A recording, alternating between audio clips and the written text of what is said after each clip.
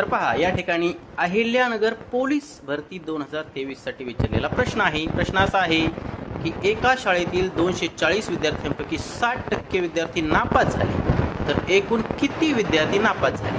तर 60% नापास झालेत, पण 240 पैकी किती नापास झाले हे सांगायचं आहे. पर्याय दिलेले आहेत 144, 86, 96 आणि 134. तर चला आपण उत्तर काढूया. तर सगळे विद्यार्थी किती आहेत 240.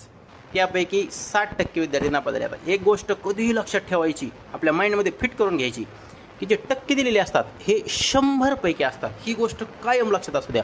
मग याला काय करायचं, गुणिले. आता बघा 60% म्हणजे 100 पैकी 60 हे कायम लक्षात असू द्या.